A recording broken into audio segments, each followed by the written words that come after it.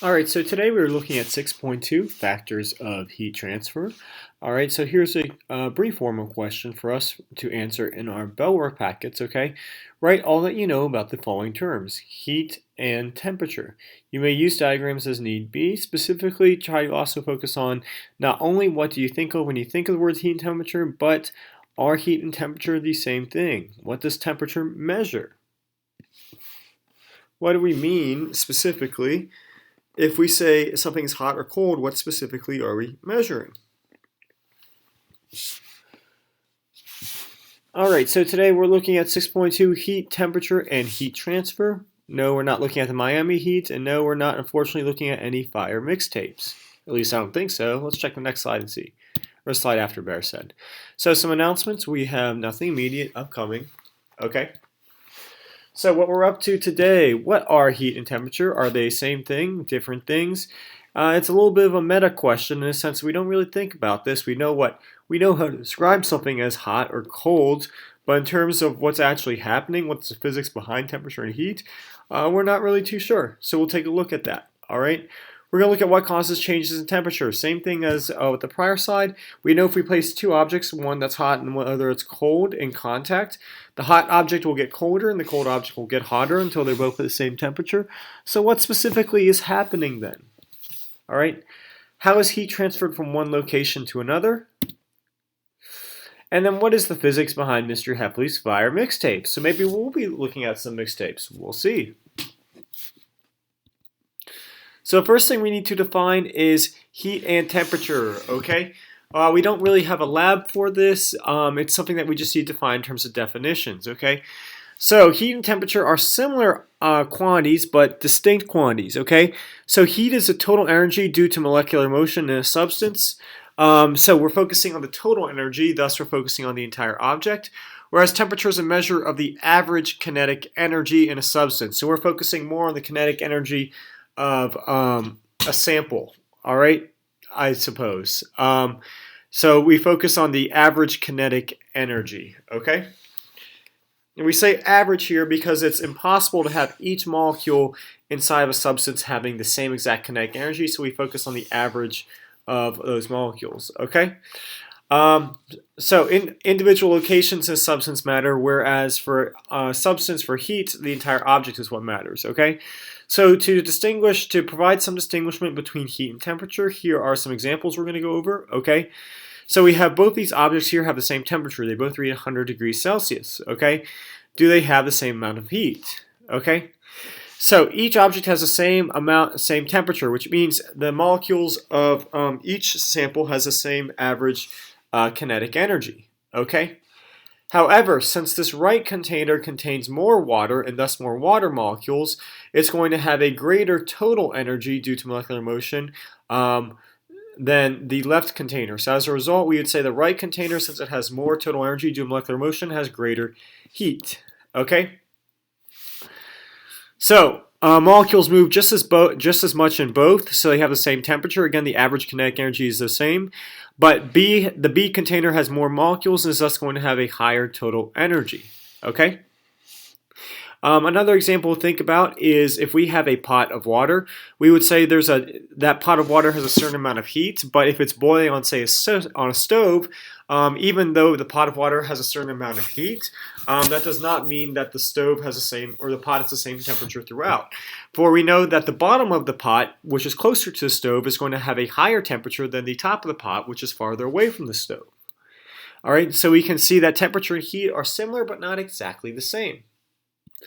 So what is temperature and what is heat transfer, and how do we understand it in the context of kinetic theory? Okay, so in the context of kinetic theory, recall that kinetic theory is essentially we treat our gas particles as these small indivisible balls that collide with each other, all right, kind of like a game of billiards. So within this theory then, heat transfer occurs when two objects of different temperatures come into contact, okay? The heat transfers from high to low temperature until both objects reach the same temperature. Okay. So why is it then that heat always flows from high to low here? Okay. So the idea being is that molecules from both objects collide, resulting in a sharing of energy from high to low. So you have this high temperature area, which has a higher average kinetic energy, seen by the longer arrows, all right, meaning our gas molecules are moving more on the left. And then on the right side, we see that we have a low temperature, or thus lower kinetic energy. So as a result, when these two samples come into contact, the high temperature gas molecules, the high kinetic energy gas molecules, will collide with the low kinetic energy gas molecules. And as a result of the collision, energy will be transferred from the high kinetic energy gas molecules to the low kinetic energy gas molecules. All right? And so this transfer of energy through the collisions is what we call a heat transfer. Okay? Heat is being transferred from high temperature to low temperature. Okay? So this process right here will continue as the low temperature side picks up energy through the collisions. The temperature is going to rise, and then the energy that's given is received by low temperature side is given off by high temperature side. So high temperature side will lose energy in those collisions, and thus the high temperature side, its temperature will cool down and lower. And this process will continue, heat being transferred from high. So heat is lost by the high temperature side and gained by low temperature side until both sides are at the same temperature.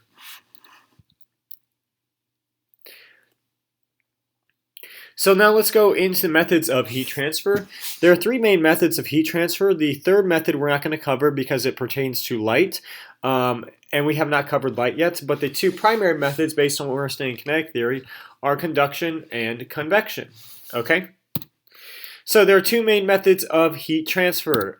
First is conduction. Conduction happens when you have two different materials in contact, two different materials at different temperature in contact, and this will transfer heat via molecular collision. So if you've ever touched a hot stove, you'll notice that your hand, you feel that burn there, and that's because essentially at a microscopic level, there's molecular collisions happening between your hand and the stove that results in a transfer of energy, and thus a heat transfer between the stove, the area of high temperature, to your hand, the area of low temperature.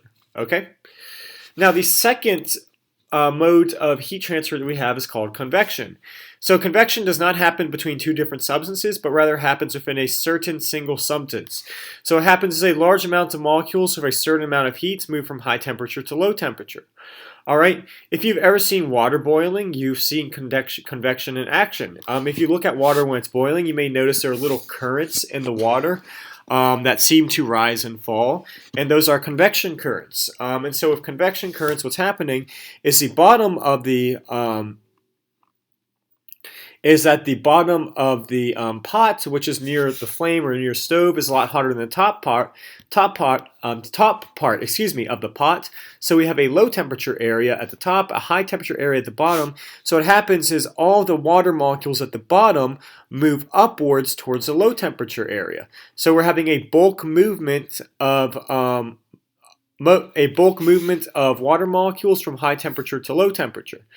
Now, perhaps a more concrete example that maybe you've experienced on a first-hand basis is opening up an oven after you bake something. If you open up an oven after you bake something, you'll notice that you get this huge wave of hot air that hits you in the face. And that's an example of convection. The reason being is that the inside of the oven has this high temperature mass of air molecules, whereas the outside has air molecules at lower temperatures. So when you open up the oven door, there's going to be a mass movement of high temperature air molecules from the inside of the oven to outside of the oven. All right, so I kind of like to call convection heat transfer by brute force because you're not having really any collisions go on, or collisions, better said, are not the primary mode of heat transfer. It's a mass motion of molecules, a mass movement of molecules from one spot, an area of high temperature, to another spot, an area of low temperature. All right, so now we're going to focus on think, pair, share. This is going to tie back to our lab with heat transfer. So suppose we are trying to design a cooler to be as effective as possible, i.e. minimize heat transfer. What factors might we need to consider when designing this cooler? Why do you think we might need to consider those factors? Please take a moment to respond. Pause the video here. Take a moment to respond prior to moving on to the next part of the lesson. So we'll be moving on to the next part of the lesson. Again, if you need more time, please just pause the video. So factors of rate of heat transfer, okay? So the rate at which heat transferred, which we represent the letter lowercase q across a barrier, is affected by the following factors. The distance of separation slash thickness, d, all right? The larger of distance of separation, the more time it will take for heat transfer from one location to the next, all right? To give you an idea, is if we have a cooler right here and we make the walls of the cooler thicker, things on the inside will stay cooler for longer, because it's going to take longer for heat to transfer from the outside to the inside of the cooler, okay? The next factor is what we call the thermal conductivity K of the substance. I remember conductivity goes with the letter K by the fact that conductivity begins with a K begins with the letter K. Well, technically not, but the sound is the same. Okay, so that's how I remember it, okay? So some materials conduct heat much better than other materials. If you're going to ask me why that happens, I have 2 words for you. Well, actually, better said 3 words for you. Actually, you can use many words.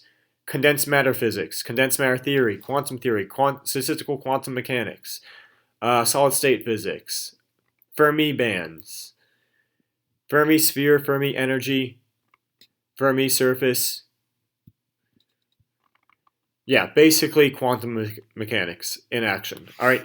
Anyway, so back to our main topic at hand before we fall down the rabbit's hole here. All right. The thermal conductivity K of the substance, it quantifies how well a material allows heat to flow through it. So if material conducts heat much better than other materials, we say that that material is allowing heat to flow better through it. Okay. So to conduct heat is to allow heat to flow through you. Through a material. So a material with a high thermal conductivity K has a high conductivity. It allows heat to flow through it easily. All right, so some materials are better at conducting heat than other materials. The difference in temperature on both sides of the barrier. The greater difference in temperatures between both sides, the faster heat will transfer. This one's a bit obvious. If we place a cooler outside in 40-degree weather, 40-degree Fahrenheit better said, we'll use Fahrenheit here for a second, go back to the United States system. All right, we know that cooler, the contents inside that cooler will stay cool longer than if that cooler were to be placed in 90-degree Fahrenheit weather. Okay, so difference in temperature on both sides of the barrier. And then lastly is surface area of the barrier. So if we imagine our surface area like a tunnel, the more surface area is available, aka the wider a tunnel is, the more collisions can occur per second, the more heat can flow per second. Whereas if we have a narrow tunnel or a narrow surface area, there's going to be less heat able to flow per second. Okay?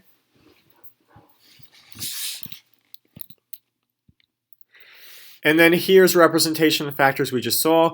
We're going to have heat flow from an area of high temperature, T2, to an area of low temperature, T1. So we have the thermal conductivity, aka the higher the thermal conductivity K, the more heat is able to flow through per second. Okay? We have the distance D. Again, the longer this distance is, the longer it takes for the thermal energy, the heat to be transferred through. And then we also have our cross-sectional area right here, A. If A is wider, there's going to be more heat able to flow through. Again, like a wider tunnel, there's more molecular collisions able to happen per second. And then if the area is more narrow, there's going to be less molecular collisions happening per second. Okay? So as a check for understanding, please pause the video here and answer the following question. Suppose that ice is placed in an aluminum container and a styrofoam container. Which would keep ice from melting longer? Why?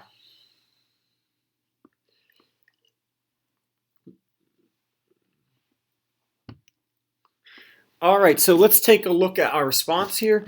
So the reason why this happens is that the styrofoam cooler has a lower thermal conductivity. Heat does not transfer as easily through it, so the ice will not melt as rapidly in the styrofoam cooler. This is also why styrofoam is used to store hot beverages. I forgot the word store in there. The insulation from a styrofoam impedes the transfer of heat outside the beverage, okay? So styrofoam is a poor conductor of heat. It's what we call an insulator. Okay, so as a result, heat is not able to cross this boundary here, these boundary walls, very easily. So as a result, styrofoam is great for coffee because it prevents heat from crossing over the boundary walls of the cup very easily. But at the same time, that's also why it's so effective at storing ice, is because heat from the outside is not able to permeate the walls very easily. So as a result, ice is able to stay colder for longer. Okay. Now this is a bit weird because usually we associate something with like styrofoam with keeping things warm, the same that we associate wool with keeping things warm. And then we associate, excuse me, I keep messing up. We keep associating aluminum with coldness, because we know if we put if we put ice in the aluminum container, the aluminum container is going to get cold very easily. So we associate the aluminum with being better at keeping things cold, and we associate the styrofoam with being able to keep things warm. But rather, it does not have to do with either of those things. What it has to do with is how easily can heat cross through the walls. And we know that a styrofoam container does not allow heat to flow easily through. Again, that's why it's so great at storing coffee, and thus it will also be great at storing ice. In fact, the aluminum cooler gets cold easily because there's heat being transferred easily from the outside to the inside. And thus, as a result, the temperature outside of the cooler is going to be lower in the process. So now let's take a look at the rate of the heat transfer equation. Okay, so we use this equation to capture all of the prior variables. So Q is our rate of heat transfer. It's measured in units of watts, which is the unit we use for energy transferred per second. We have thermal conductivity. All right, thermal conductivity is measured in units of watts per meter degree Celsius. Okay, so this new unit here is quite wonky right here. There's nothing better to represent it by. Okay, so the way I remember this new unit is I use the acronym What Matters is Cheese. What matters is cheese. It is a ridiculous acronym that makes no sense whatsoever, but that's why it's so good to remember, because it's ridiculous and weird, and that will stick in your brain much easier, okay? So the units for thermal conductivity are what matters is cheese. Now, people often confuse Q and K, and rightfully so, because they're new variables that we're introducing here in this class. So the way to distinguish between Q and K is to remember that K goes with conductivity, K, the letter K. So thermal conductivity always goes with the letter K, okay? So the other variables here that we're looking at, A is the surface area of the barrier, so A goes with area. D, the distance of separation or thickness, and then delta T is going to be our temperature difference between the outside and inside, between the two barrier, or between the on both sides of the barriers, okay? Barrier, better said. So let's take a look at these equations in action, okay?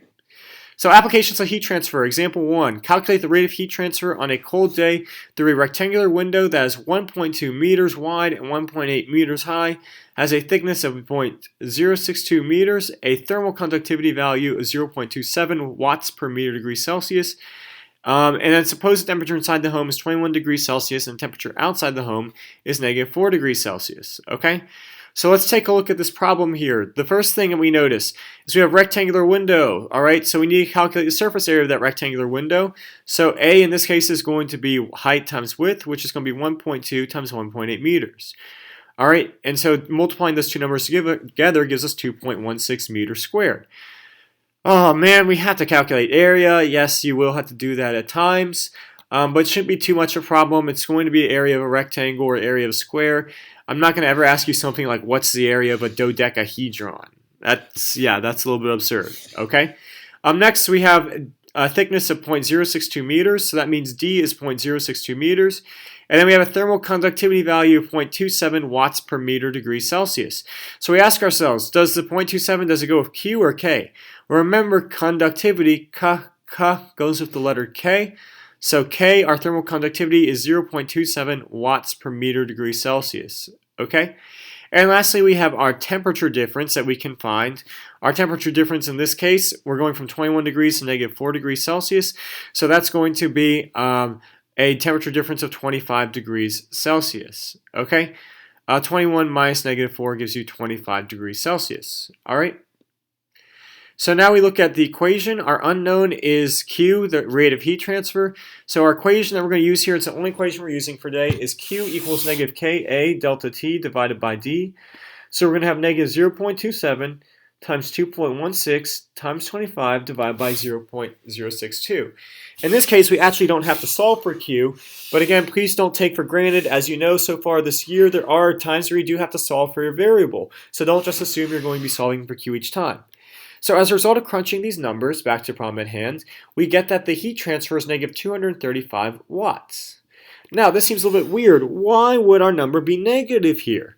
Well, all right. Ooh, Coles just gave me an update. Don't care. All right. Well, if we remember here, okay, we're looking at a problem where we have a house that has a temperature, internal temperature of 21 degrees Celsius, and outside the house is negative 4 degrees Celsius. So as a result, because the house is higher temperature and the outside is a lower temperature, heat is going to be transferred from the inside of the house, aka the area of high temperature, outside of the house to area of low temperature. So as a result, our heat transfer is going to be negative. Our inside of the house is losing heat. So as a result, we should expect a negative 235 watts. Now, if you're wondering what is the heat gained by the outside, well, by conservation of energy, whatever energy is lost by the high temperature area must be gained by the low temperature area. So as a result, the heat gained by low temperature area is going to be positive 235 watts. So now let's move on to our check for understanding problem. In an experiment, a steel wall has a thickness of 0.05 meters and a surface area of 1 meter squared. On one side of the material, the temperature is 150 degrees Celsius, and on the other side, 80 degrees Celsius. We ask if engineers measure the rate of heat transfer to be 98 degrees or 98,000 watts. What is the thermal conductivity of the steel? Okay.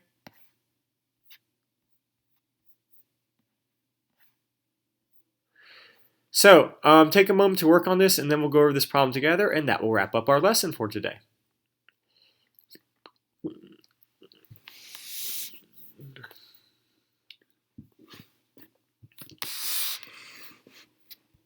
Alright, so let's take a look at this problem right here. So first thing we note is our thickness is 0.05 meters, so our distance is 0.05 meters, okay? We have a surface area of 1 meter squared, so A equals 1 meter squared, okay? And then our temperature difference is from 150 to 80 degrees Celsius, so our temperature difference is 70 degrees Celsius. And then lastly, our rate of heat transfer is going to be Q, and that's going to be negative 98,000 watts. Again, remember, heat is transferred from an area of high temperature to low temperature. Okay, so as a result, we're going to have a heat loss. So this is going to be a negative 98,000. You could model this as a positive 98,000 for heat gains by the lower temperature side, but then you need to change delta T to negative 70 degrees. Okay. So our unknown here is we're looking for our thermal conductivity of steel. So we're looking for K. So now we can proceed to set up our equation. Q equals negative Ka delta T over D. Negative 98,000 watts equals negative K times 1 meter squared times 70 degrees Celsius divided by 0.050 meters. Let's not worry about the units right now and just focus on numbers. So 70 divided by 0.05 is going to give you 1400. So we have negative 1400 times K equals negative 98,000. Dividing both sides by negative 1400 is going to give us our thermal conductivity of steel is going to be 70 watts per meter degree Celsius. Again, remember that the units for thermal conductivity are watts per meter degree Celsius, or what matters is G's. Alright, this wraps up our lesson for 6.2. We'll be working on the classwork 6.2 problem set after this lesson. Thank you and have a great day.